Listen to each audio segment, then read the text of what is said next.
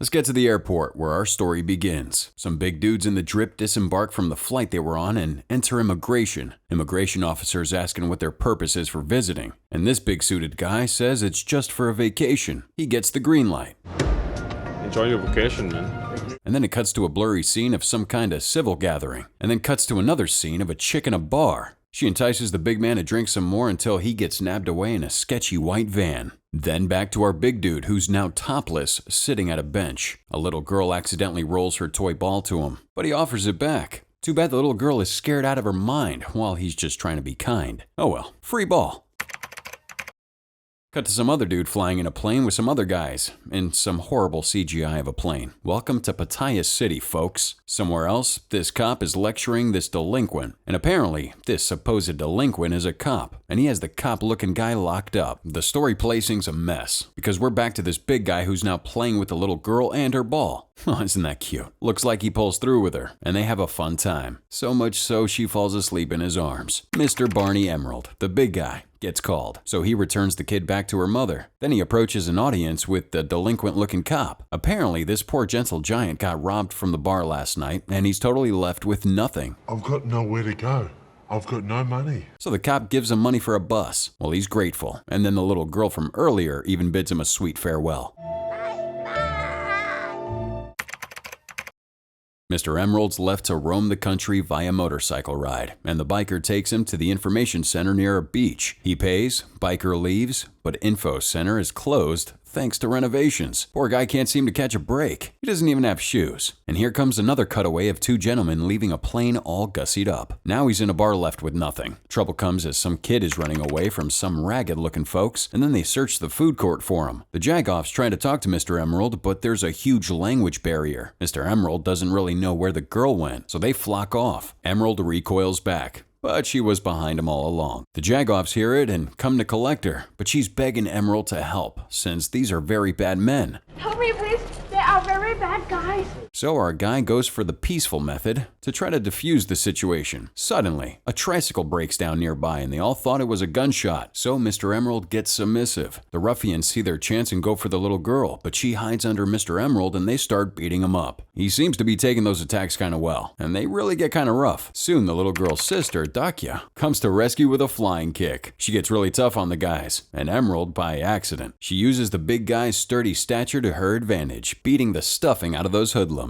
And then the sisters use him for the final blow with a forced body slam. While they're being crushed by Mr. Emerald, the two sisters make a getaway, and our guy's left repeatedly apologizing to the hooligans. When it's all good with the sisters, Dakya wonders how the trouble even started, and her sister throws Mr. Emerald, blaming him for the source of the trouble. Apparently, she doesn't have luck today being a seashell vendor, but in secret, she started the fight because she stole one of the hooligans' wallet. Her sister begs to be taken home and continues to berate Mr. Emerald until, surprise, there he is, all roughed up, and he's still asking if the sisters are okay. He even returns the seashell necklaces to her. Mr. Emerald introduces himself to the girls as Barney, and we learned his first name.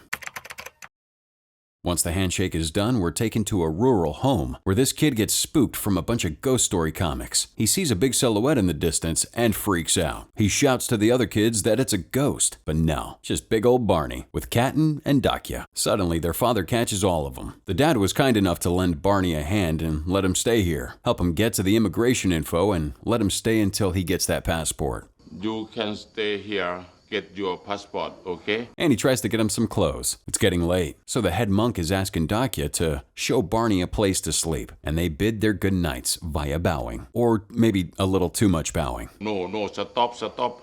3 times. 3's enough, Barney. He thanks the monk, then the two sisters head home to their mother, where they get patched up and are scolded for trouble that they caused. Her mother wants him to just study and stay out of trouble. Dakya is blaming Katten, but Katten lies through the skin of her teeth, saying she just got picked on. Their mother's warning no trouble, or there's gonna be a spanking. The night passes, and Barney sure is a loud and heavy sleeper. The other kids are surely disturbed by his sleeping antics, so they're slowly distancing themselves until they totally leave him alone.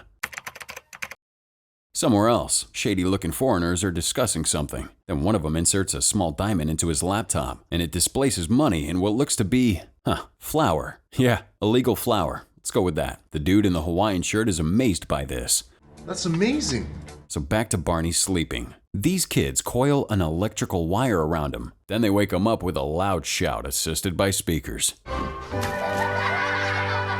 Later on, Barney's helping monks and sisters go down to town and run some errands. Canton says he's helping the monks because his snores are keeping the children up at night. They finish the errands and then head straight home. But Barney struggles to take his very small slippers off. That's when the sisters show up. They brought him some actual fitting shoes. Soon Barney's partaken in the monks' customs of meals and prayers. Then it's time for cleanup. Somewhere on a nearby beach, the sister's mother is doing her usual chores when she sees the invaluable camellia diamond set on TV. Canton then brings Barney to her, and he introduces himself. Barney's actually really excited to try their mother's somtum cooking, but suddenly he's reluctant, so Canton forces him to. I don't know if I can.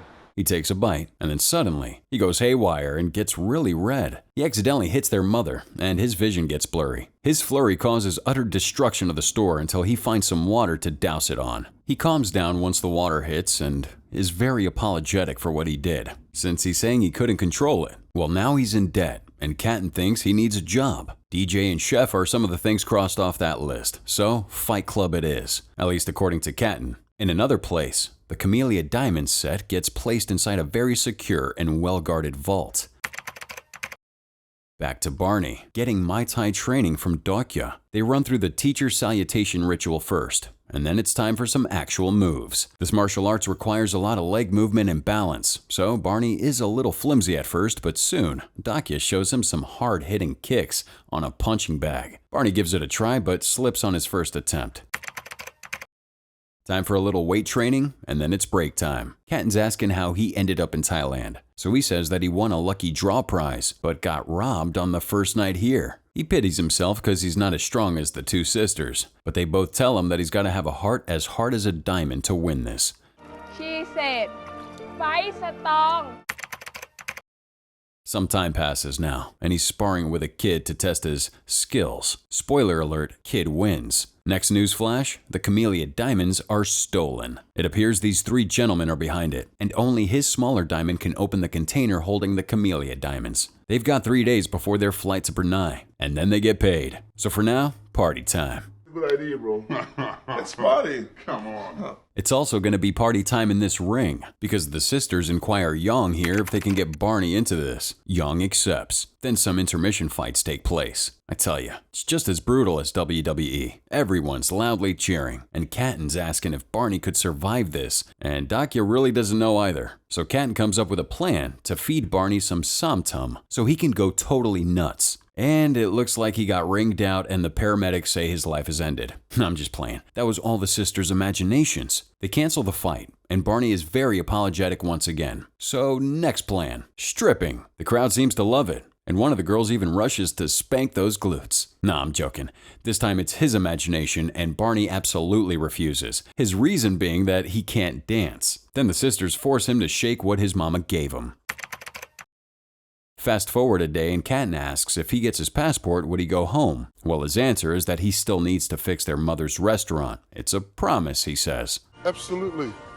I keep my word. Then he spots a girl that was making him drunk, so he chases after her. Canton's close behind and so is the cop from before. The chase is on to an apartment filled with crooks and stolen passports. They shut the door behind him and beat him to shreds. The cop comes in and asks him to turn themselves in, but they all choose the hard way. Cop starts fighting back with some amazing moves, and Barney's asking Canton to help him find his passport. I don't know, Chief. The cop's looking like he needs some help. He introduces the hoodlums to some secret spices, and then takes down a bunch of them. Canton found his passport, but she doesn't tell him. Then the cop steals a gun from him, but it's empty.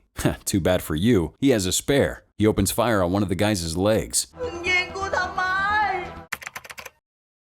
Then we fast forward to some time after that. Dokya's asking if they found the passport, but Canton's over here lying. Canton comes up with a plan to just ask their mom if Dokya is allowed to compete in a Muay Thai dance competition, and the mother, being fooled, says yes. Two sisters then rush to get the big guy, and then they all go to the ring together. Young leads them to a table where a match is ongoing, and the three diamond thieves are there too. The match ends. Then the announcer introduces the combatants, our very own Dokya versus a fully grown man named Ritdej Sitkrathong. Can't say it. Turns out the match is rigged, because Young got bribed by those hooligans that Canton stole from. All bets in, and then it's time to rumble. Dakia holds her ground pretty well. This dude is just too tanky. Then this guy lets out a flurry of punches, and Dakia's dodging them flawlessly. Soon she's taking the full brunt of his punches through, and she's backed into a corner, and she gets one right in the kisser. Ref goes to check her out, make sure she's good to go. The tussle begins once again, but Dakia's grounded and pounded. In the audience, Katten's saying that her sister doesn't give up easily because of the money at stake, blaming Barney on why she's so determined to win that money. Well, the round ends, and Riddej is scolded for fooling around,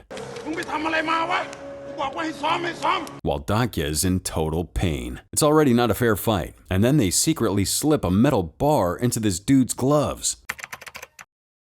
Round 2's on, and Dakia has the upper hand until she gets a full headshot. Well, she's down for the count, but she gets up and immediately gets a face full of fists. She thinks about her mother in these blurry situations, so this time she's focusing. Riddej rushes in for the finisher, but she catches it to her advantage. He sends a lot of rush attacks, but thanks to Dakia's accuracy, she manages to knock him down. Well, he's down for the count, but since everything's rigged, this guy's saved by the bell. Yang rigged it as a draw,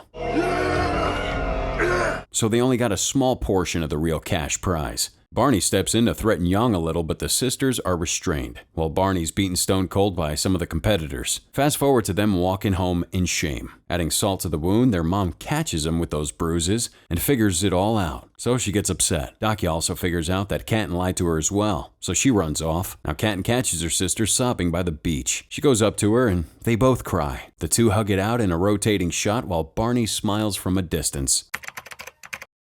At the Three Thieves compound, the crystal key is missing. They're holding their entourage accountable while they try to find the key all over the house. Stay there! Stay there! They can't duplicate this key because it's quite unique, and they can't force the laptop container either because it'll explode, turning those diamonds to dust. Is it clear enough for you now?